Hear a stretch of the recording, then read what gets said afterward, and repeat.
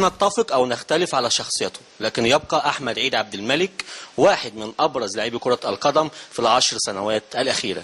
ومن خلال برنامج يمساء الأنوار يسعدنا أن يكون معنا نجم منتخب مصر ونجم نادي الزمالك المعار إلى نادي أهلي بنغازي الليبي كابتن أحمد عيد عبد الملك. أحمد، في البداية بنرحب بيك على شاشة النهار الرياضة ومنورنا دايما. الله يخليك، منورنا يا ابو حميد وانا برحب بيكم طبعا وبارك لكم على البرنامج الجديد وبارك لكابتن مدحت. هو طبعا اضافه لاي مكان هو يبقى موجود فيه وجماهيره موجوده في اي حته ومكسب كبير طبعا لقناه النهار، وبتمنى له التوفيق دايما ان شاء الله. مبروك، فوز يمكن غالي وفوز مهم وفوز تاريخي لاهلي بنغازي على الاهلي المصري. الحمد لله طبعا على الانجاز ده، انجاز كويس بالنسبه للكره الليبيه عامه، ومكسب كبير، مكسب تاريخي زي ما بتقول. ربنا كرمنا بصعود على حساب بطل افريقيا في اخر نسختين، فرحنا جماهير النادي الاهلي الليبي والحمد لله مزيد ان شاء الله باذن الله في دوري المجموعات باذن الله. تجربتك في اهلي بنغازي الليبي ازاي، وايه اسباب رحيلك عن نادي الزمالك؟ والله بص، انا في الاول انت عارف، الناس كلها عارفه ان انا كنت عايز، انا مبسوط ان انا موجود في نادي الزمالك ورحت نادي الزمالك عشان انا عايز كده. يمكن حتة اللي انا مشيت بعد موسم كده، دي ظروف خاصة بالنسبة لي في الاول وفي الاخر، ظروف مادية بالنسبة لي، يعني ما لهاش علاقة باي توتر في العلاقة ولا اي حاجة. كان لحد اخر يوم انا كنت بلعب في نادي الزمالك ولعبت مباراة المصري، اول مباراة في الدوري، اول مباراة في الدوري، ولعب المباراة كاملة ومفيش اي مشكلة وطلعت. وكان بالنسبه لنا ظروف، كان في وعد من مجلس الاداره اللي احنا هيدخل لنا مبالغ ماديه، ففي الفتره ديت ما دخلناش يعني. فانا فضلت ان انا اطلع اعاره عشان استفاد بالحته الماديه، عشان انا كنت محتاج كده. مفيش بقى مشاكل مع حد من الاداره، مفيش مشاكل مع لعيبه، مفيش مشاكل مع جهاز فني، مفيش الكلام دوت. والحمد لله السنه اللي قضيتها مع نادي الزمالك مفيش مشكله واحده طلعت مني جوه النادي او الناس عارفه كده، وانا بحمد ربنا على كده، وان شاء الله بعد العوده من الاعاره ابقى موجود في نادي الزمالك ان شاء الله. حكايتك ايه بقى مع جماهير النادي الاهلي؟ يعني وانت لاعب في الحرس كان دايما في مناوشات ما بينك وبين جماهير النادي الاهلي، رحت الزمالك يمكن ما تعرضتش الموقف ده ان المباريات كانت بدون جماهير. في مباراه يعني في مباراه الجونه يمكن هي المباراه الوحيده برضو، بس كانت الامور هاديه شويه. فوجئنا بقى برد الفعل وفعل ورد فعل منك ومن جماهير النادي الاهلي في المباراه الاولى. يمكن البعض اساء تقدير الموقف، فعايزين بقى نعرف المشكله فين بالظبط، وايه سبب توتر العلاقه مع جماهير النادي الاهلي يمكن بصفه خاصه يعني. هو بص هقول لك حاجه، انا دلوقتي نازل التسخين، من اول ما نزلت التسخين انا مش متوقع اصلا ان انا هشتم كميه الشتايم دي كلها. انا نزلت التسخين، اول ما نزلت التسخين نازلين الملعب خدت كميه شتيمه ما شتمتهاش في حياتي. ما عنديش اي مشكله في اي حاجه، ولو انا كنت عملت حاجه يعني زعلت حد مني، انا بتاسف للناس وبقول لهم انا اسف ان انا لو زعلت حد فيكم، لو ضايقت حد فيكم، ما عنديش مشكله مع اي حد خالص يعني. عايزين بقى نبعت رساله لجمهور النادي الاهلي من خلال يمساء الانوار والنهار الرياضه، كلمة حب كده حلوة من أحمد عيد لجمهور النادي الأهلي. سيبنا من القلة بقى اللي بتشتم، في قلة في الزمالك بتشتم وفي قلة في كل الأندية. الجمهور اللي بيحب الكورة وجمهور الأهلي تقول لهم إيه؟ أقول لهم في الفترة ديت انتوا جمهور كبير، جمهور ما شاء الله عليكم في الوطن العربي، ومع جمهور نادي الزمالك الاغلبيه في مصر. يعني ايه، اقفوا ورا فرقتكم، اقفوا ساندوا النادي. الكلام ده في الفتره اللي هو بيمر بيها اكيد، وبتمنى لكم التوفيق. وانا بتاسف لكم لو انا ضايقت اي حد فيكم في يوم من الايام، او خدتوا عليا حاجه مش كويسه انتوا حاطينها في دماغكم يعني. كلمه بقى لجمهور نادي الزمالك اللي بيحب احمد عيد عبد الملك. بقول لهم بالنسبه لي وبالنسبه لناس كتير قوي انتوا احسن جمهور في العالم كله. ودايما ورا فرقتكم في الخساره دايما قبل المكسب، طبعا دايما مع فرقتكم. وان شاء الله بتمنى لهم التوفيق، وبتمنى النهارده كمان المكسب لفرقه نادي الزمالك، وربنا يتمها على خير ان شاء الله، ويصعدوا لدوري المجموعات باذن الله. كلمه للمستشار مرتضى منصور رئيس نادي الزمالك والاعضاء المجلس الجديد لنادي الزمالك. بتمنى له طبعا التوفيق، وانا واحد من محبينه، وبتمنى له التوفيق وربنا يكرمه في مسيرته ان شاء الله في ال4 سنين الاولانيين دول، والاعضاء مجلس الاداره كلهم يبقى في توافق كبير، وما يبقاش في اي خلافات، وان شاء الله ربنا يكرمهم، وكمان يبقوا عند حسن ظن الجمعيه العموميه وجمهور نادي الزمالك في الاول، الجمهور الكبير اللي هو ما بيمثلش الجمعيه العموميه.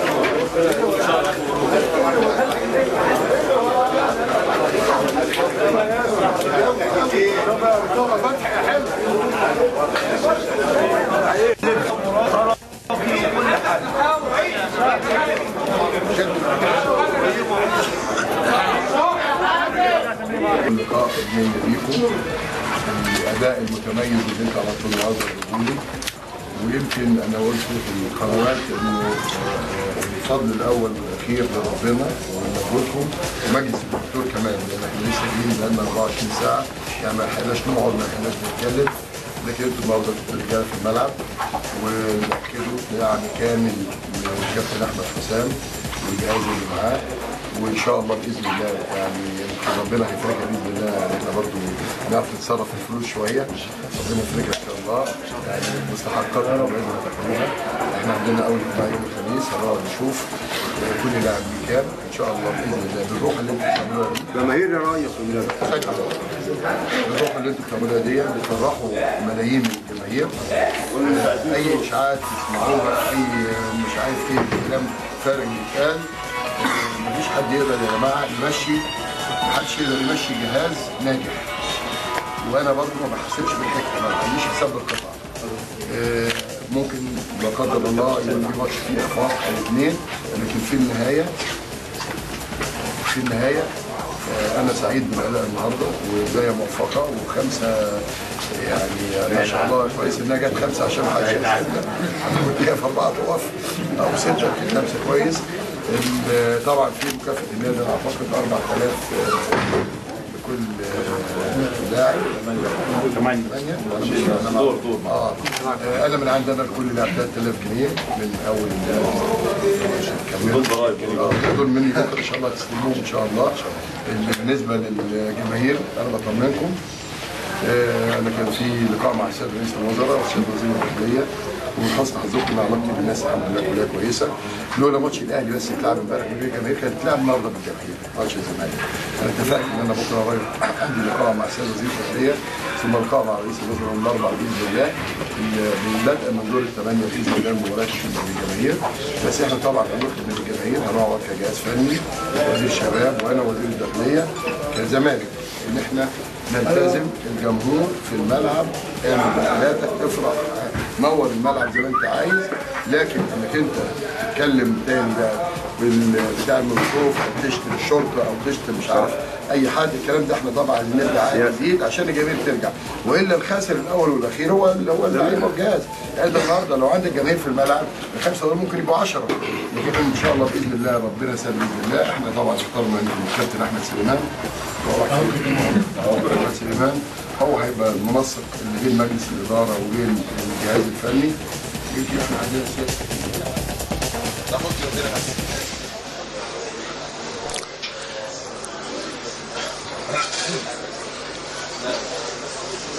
يا دكتور عامل ايه يا دكتور؟ يا دكتور مساء الانوار يا كابتن مدحت. برحب بيكم بسياده المستشار مرتضى منصور، ومعانا النهارده اعضاء مجلس اداره نادي الزمالك جايين يحتفلوا النهارده بفوزهم بالانتخابات. معانا المهندس هاني زاده، خبره كبيره جدا في مجلس اداره نادي الزمالك، كان دخل دورتين بالانتخاب ودي دوره بالتعيين. بنقول لك الف مبروك يا باشمهندس، وكلمنا عن مين اول واحد هناك بعد نجاحك في الانتخابات.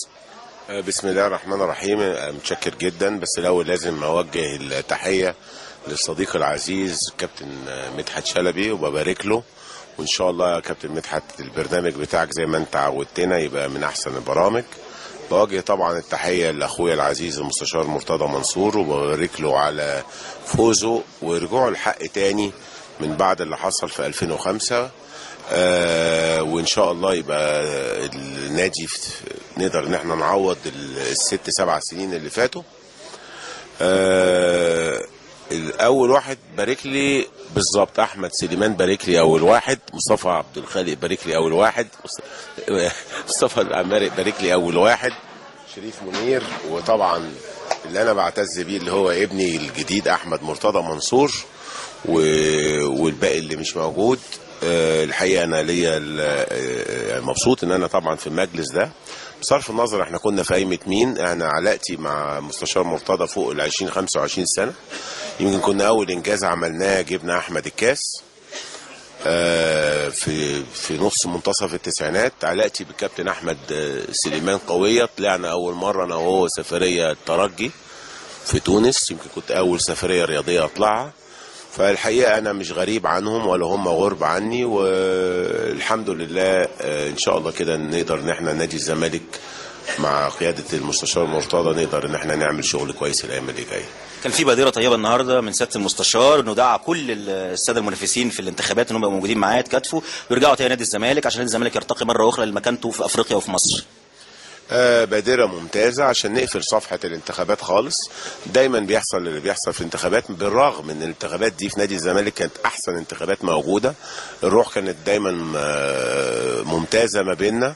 يمكن كان المستشار مرتضى وكابتن احمد سليمان والعبد لله احنا حاربنا محاربة جامدة جدا ان احنا نصر على اجراء الانتخابات. فتخيل كانت دايما الاتصالات في هذا الوقت موجودة. النهاردة قفلنا صفحة الانتخابات.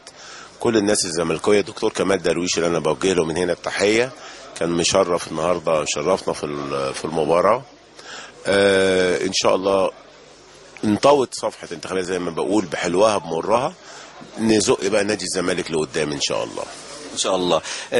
شريف منير حسن شاب سوبر زي ما بيقولوا، كنت في قائمه دكتور كمال درويش، كنت في قائمه استاذ ظروف جاسر، وبرضه كنت احتمال تنضم لقائمه استاذ مرتضى منصور. بنقول لك الف مبروك، وكلمنا عن كواليس الانتخابات وجت ازاي. والله اول حاجه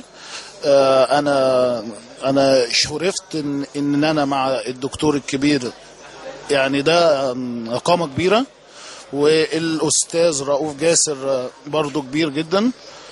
ودخلت الانتخابات اخدم الزمالك الكيان الكبير، ودخلت الانتخابات والحمد لله ربنا كرمني وبقى نجحت الحمد لله وتحت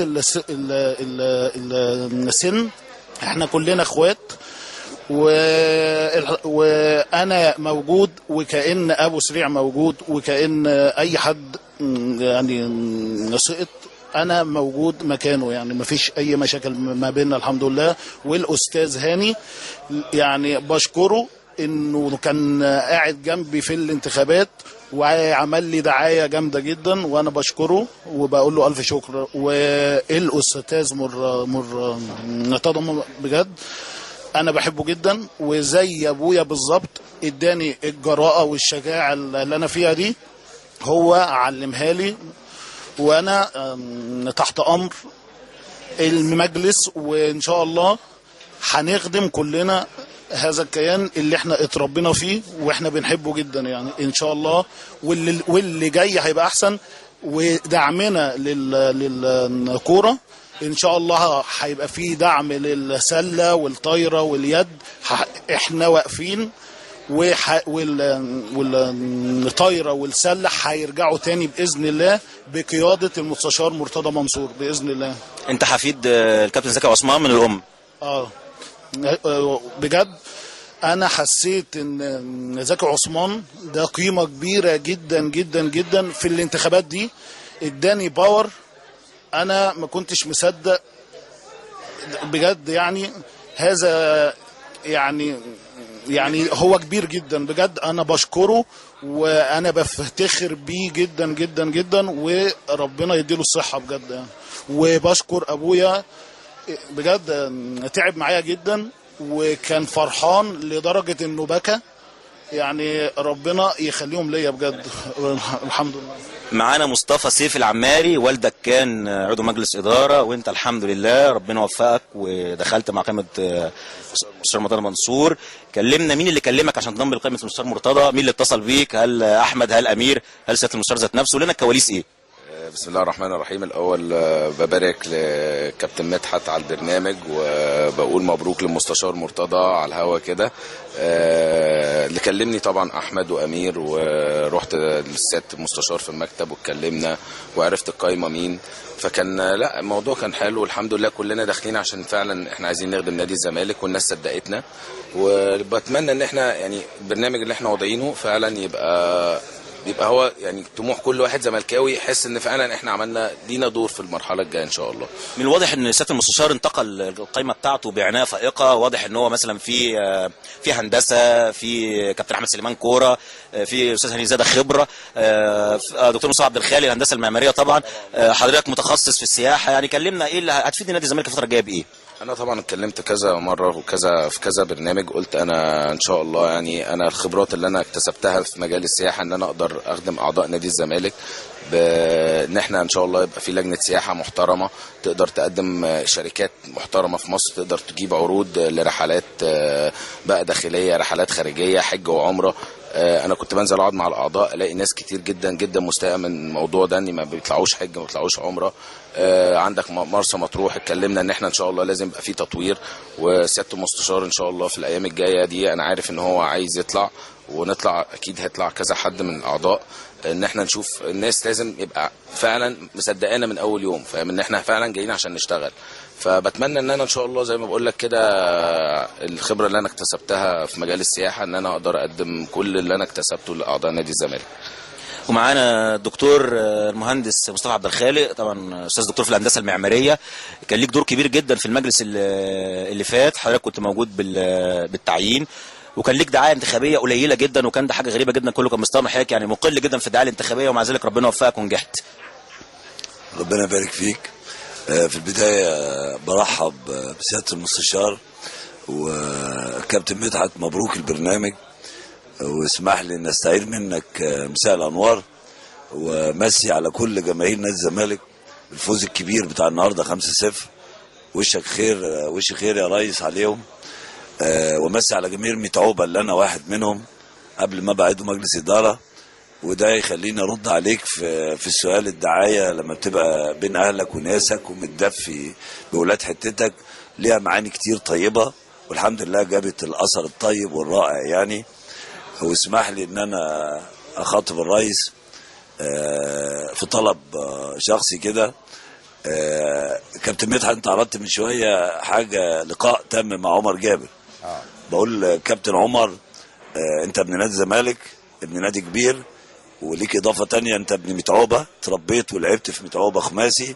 حقك من اللي زعلك هيجي، هو مش من الجهاز، هو يا ريس من واحد في قناه او في موقع بتاع تي في. حقنا مش هنتنازل عنه يا ريس مع اي حد ايا كان شأنه، هنجيبه بالطريقه السليمه. ودي بنقلها لحضرتك عشان عمر وهو بيتفرج يبقى عارف ان حقوقنا اللي كانت ضايعه والمحافظه على القيمه والكيان في الايام اللي جايه ان شاء الله نتوعد ونوفي بيها.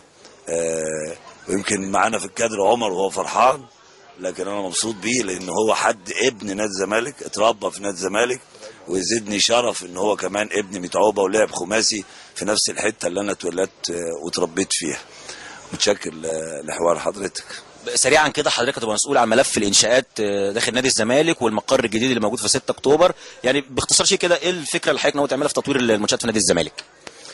الحقيقه ده كان دور انا كنت مكلف بيه في الفتره بتاع المجلس المعين، اللي بالمناسبه بشكر فيه استاذنا الدكتور كمال درويش على المرحله الانتقاليه، وفي نفس الوقت بشكر الروح الطيبه اللي بانوا عليها ابناء نادي الزمالك النهارده في الاستاد. الكل شارك في الفرحه والكل نسى خلافات الانتخابات، لان النادي اهم واكبر وقيمته تعادل كل اللي موجودين. النادي باقي. روح طيبه كانت بادره طيبه من سياده المستشار، وبرضه ما يفوتنيش اشكر المستشار عمر هريدي واستاذنا الدكتور كمال مستشار جلال ابراهيم على مشاركتهم معانا النهارده وتهنئتهم للمجلس في الملعب. ارجع لسؤال حضرتك فيما يخص الملف ده، كان دور انا مكلف بيه في المجلس اللي فات، واستاذنا المستشار رئيس المجلس الحالي بالانتخاب في ورش عمل سابقه قبل كلفني بالدور ده، وان شاء الله بدون مقاطعه نكون عند حسن الظن ونوفي بكل الوعود.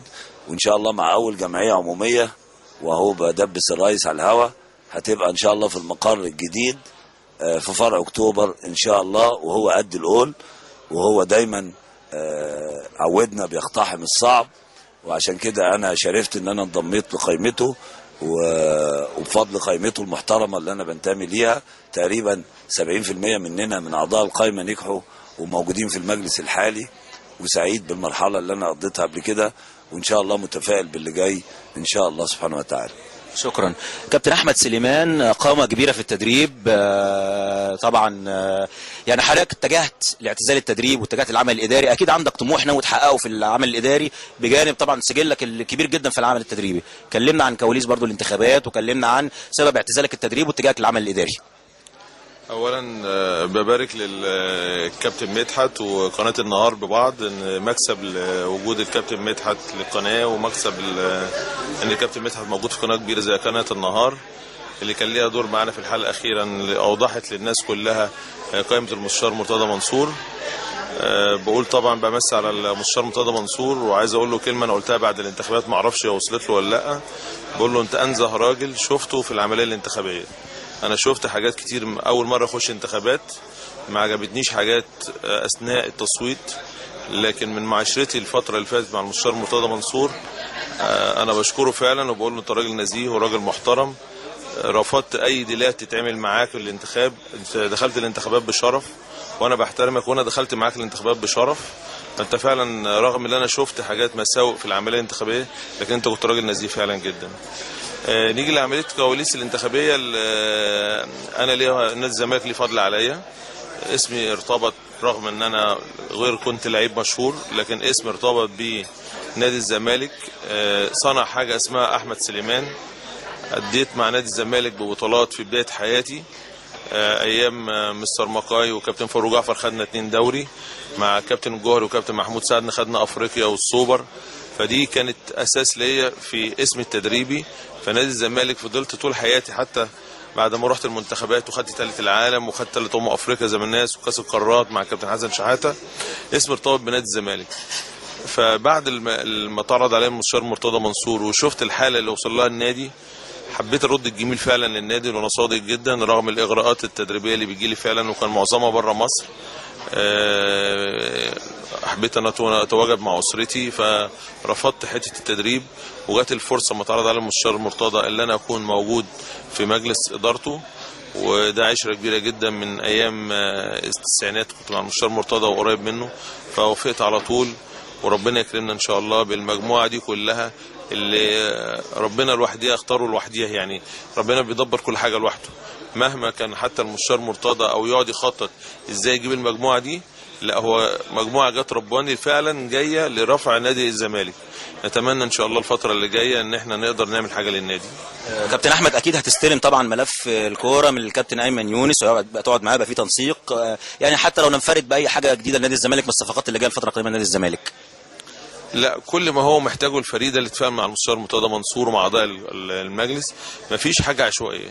كل ما هو محتاجه الفريق الفعلي هو اللي هيجي. حته العشوائيه في الصفقات زي ما كان بيحصل بيجي اكتر من لاعب عشان الفرقعه والكلام ده كله، ده مش هيبقى موجود. اللي يفيد النادي الفتره اللي جايه هو اللي هيكون احق بالانضمام لفريق نادي الزمالك. اخيرا سؤال من الكواليس، المعلم حسن شحاته ادى مين الانتخابات في القايمه او الافراد؟ المعلم حسن شحاته الناس كلها راحت له، لكن ساعه ما جه طلع على الخشبه اللي احنا كلنا واقفين عليها المستشار مرتضى منصور كل اعضاء قائمته، عشان عارف ان احمد سليمان يوم ما بيختار صح، وعارف حب احمد سليمان لنادي الزمالك، والناس تعلم حب حسن شحاته لنادي الزمالك. ورغم ان كان في خلاف بيني وبينه جدا ان انا انزل الانتخابات، لكن هو عارف ان انا نازل اخدم النادي، فبنبارك له النهارده. وبكره كلنا موجودين، وبقول لسياده المستشار كلموني دلوقتي في اتحاد الكوره طالبينك بكره حضرتك تكون موجود، والمجلس الاداره الساعه 1 في تكريم لكابتن حسن في اتحاد الكوره، فالامور لو سمحت لحضرتك تكون موجودين بكره ان شاء الله. شكرا يا كابتن احمد. اخيرا ابن الوز عوام احمد مرتضى منصور، كان ليك دور كبير جدا في المجلس اللي بالتعيين، وده واضح طبعا، وده حوزت على ثقه الجمعيه العموميه، والحمد لله. يعني احنا نقدر نقول طبعا انت احمد مرتضى منصور، لكن برضو انت قدرت باحمد لوحده بس تحوز على الجمعيه العموميه وثقه الجمعيه العموميه فيه.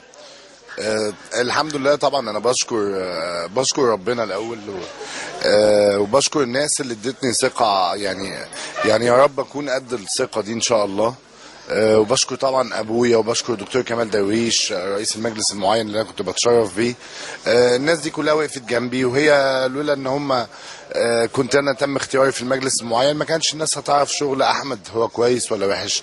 فانا بالعكس بشكر كل الناس اللي هم اللي ليهم فضل عليا. انا ما عملتش حاجه، انا اجتهدت وربنا بين شغلي ده. وبشكر يعني اعضاء المجلس المعين، دي فرصه ان انا اشكرهم كلهم، كل زملائي السابقين، وبشكر زملائي الحاليين وحتى اللي كانوا في قوائم اخرى وقفوا جنبي. ويمكن في ناس مش موجوده، في بعض اعضاء مجلس الاداره مش موجودين دلوقتي لان ما عرفناش نلم بعض بسرعه. يعني من هنا بحب اشكر استاذ هاني شكري، استاذ رحاب ابو رجيله، سياده النائب رئيس المستشار احمد جلال، حازم بيه ياسين.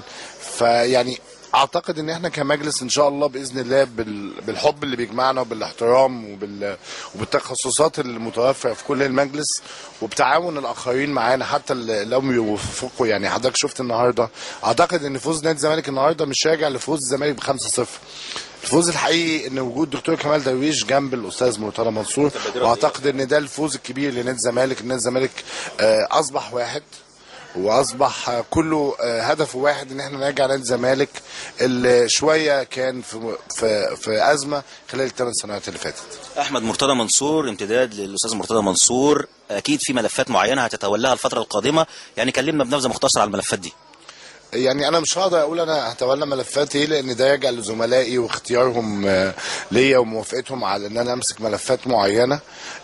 فانا في انتظار ان شاء الله اجتماع مجلس اداره قادم عشان هم يتناقشوا ويشوفوا يقدروا يوظفوني كعضو مجلس اداره بشكل رئيسي اقدر امسك ملف ايه.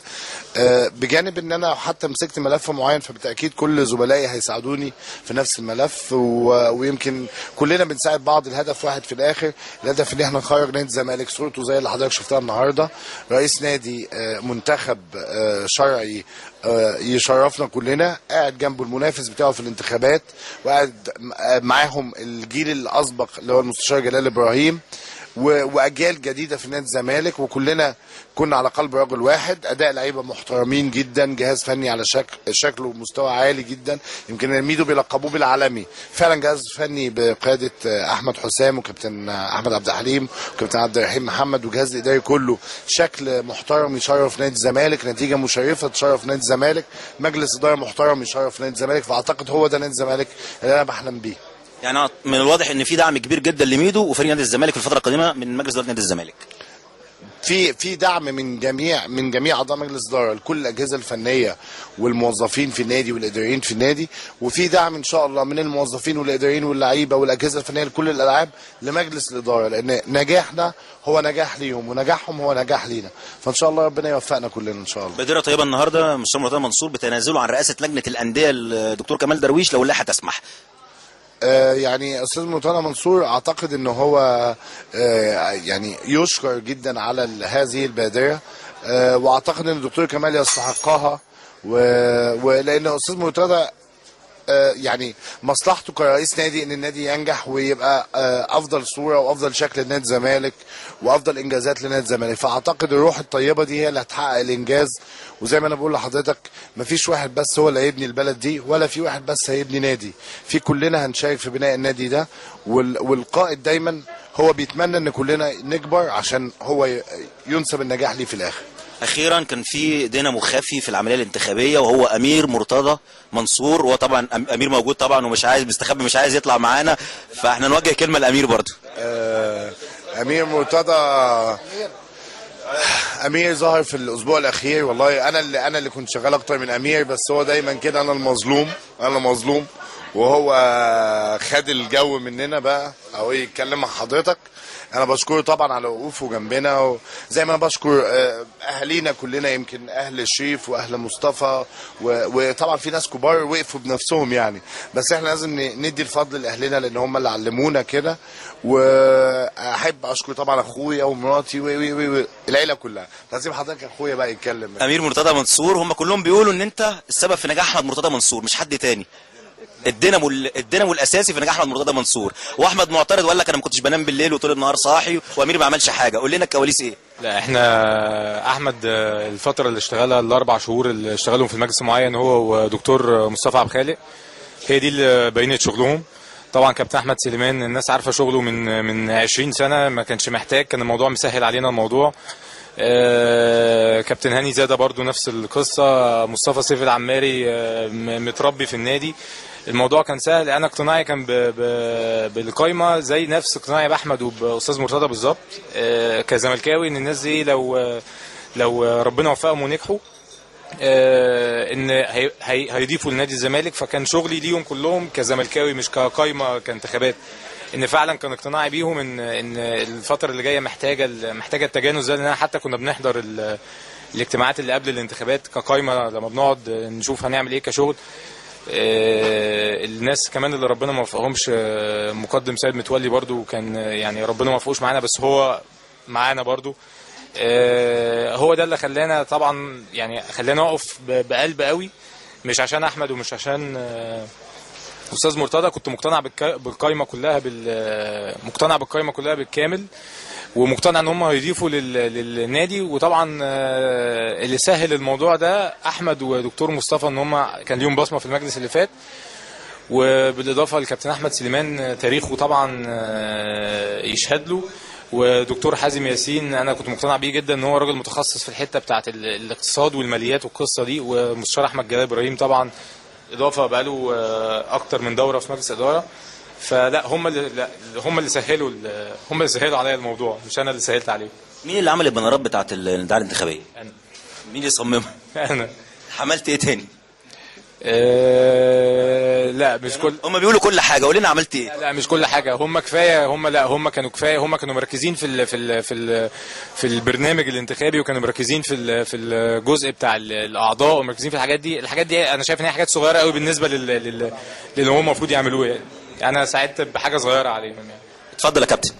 يعني اولا حي المجموعه كلها وقول لهم مليون مليون مليون مبروك. اتفضل حي الاول.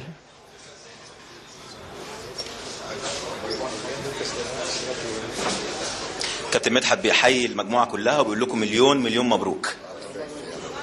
سؤالين بسرعه جدا. السؤال الاول لاحمد مرتضى، بيقول لمرتضى بيه منصور في البيت يا استاذ.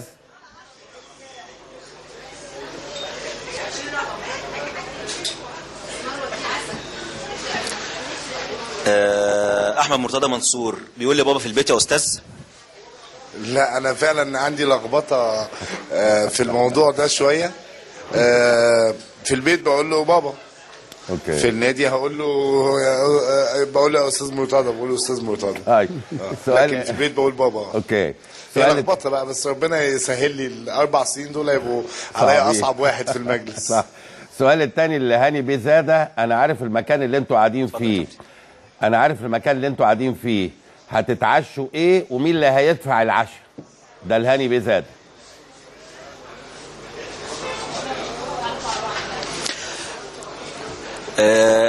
باشمهندس هاني، كابتن مدحت بيسالك هو المكان اللي احنا قاعدين فيه ده الكابتن عارفه طبعا شخصيا، فهو عايز يسال حضرتك هتتعشوا ايه ومين اللي هيدفع؟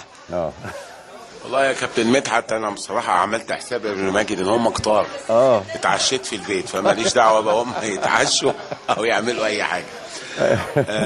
لكن الماليات مع احمد مرتضى، فهو احمد هو حقيقي وفعلا انا اول ما جيت احمد لقيته جايب لي حاجه معينه كده وجايب لي كوكا كولا يعني، فاحمد بقى يشيل الليل النهارده. اوكي. مش كده ولا ايه؟ شكرا يا ايهاب، الف شكر. مستشار مرتضى هو اللي بيشيل الليله دايما في الحاجات دي. طبعا طبعا. يعني امبارح هو كان عازمنا برضه في مطعم جميل جدا، قعدنا فيه لغايه صلاه الفجر. بنشكر اعزائي مشاهدي النهار رياضه، بنشكر كابتن مدحت وبنشكر سياده المستشار، وده كان لقاء حصري من النهار رياضه من داخل احد الاماكن بالاحتفال بمجلس اداره نادي الزمالك وبفوزه بالانتخابات. شكرا شكرا جزيلا ايهاب النحاس النشيط الرائع اللي اجرى الحقيقه حوار اكثر من رائع مع مجموعه اعتقد 7 اعضاء مجلس اداره ما شاء الله. يمكن اللي غايب بس يمكن كابتن رحاب ابو رجيله بينام بدري. وغايب ايضا هاني شكري بينام بدري. اوكي. والمستشار احمد جلال عنده جلسه بكره لان نائب رئيس مجلس الدوله. والاستاذ الدكتور حازم ياسين عنده محاضرات بكره في الجامعه. لكن واضح ما شاء الله الله اكبر المجموعه متحبه وده مهم جدا ومترابطين مع حضرتك وده مهم جدا. دلوقتي انا عندي اسئله. ثم لو سامعني دلوقتي قولوا الشيف حسن يحضر الكوارع. اوكي. بالظبط. كوارع. قبل عشان هنخلص نطلع الكوارع على طول. بلغوا يحضر الكوارع. انا عندي نحضر الكوارع ولكن ما هو شايفيننا بقى. طيب هو بيقول نحضر الكوارع ولكن بعد ايه؟ بعد كنت زمان بعد الفاصل. طب يلا افطر فاصل. افطر فاصل.